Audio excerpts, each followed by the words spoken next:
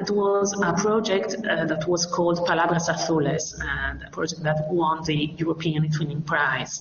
And in that project, students had to read a text from Gabriel Garcia Marquez, 100 Years of Solitude.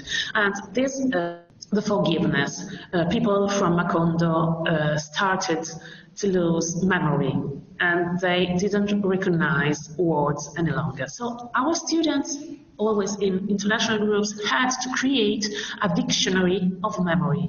They had to decide which words, which ideas, which feelings they wanted to save from oblivion. And they did it in international groups, and they had to agree to come to an agreement on which words, because they were allowed to say just one idea, just one word per letter of the alphabet.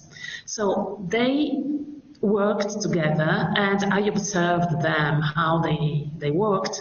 Then they created the dictionary, the alphabet from A to Z, and they wrote down the word of or the idea or the feeling, and they made a definition, like a dictionary definition of the word, and they put images. And at the end, they wrote why this word was important for them. So the evaluation, the assessment, the evaluation rubric was about all these steps. The process of working, and it was divided into 4 categories. The students cooperated and helped to realize the work, to do the work. This was the maximum score. The minimum score was the student didn't collaborate at all.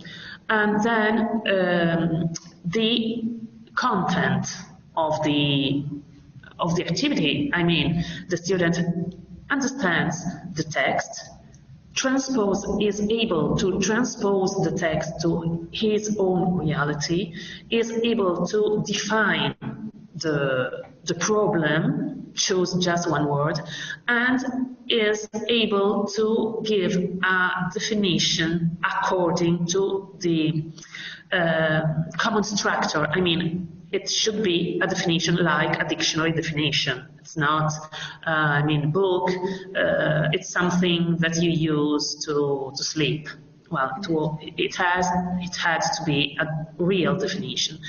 And the last indicator was use of ICT digital tools. So the presentation is clear, the template, the layout of the presentation, and so on. So it was a rubric divided into 5 elements, and each element was divided into 4 indicators, 4 levels.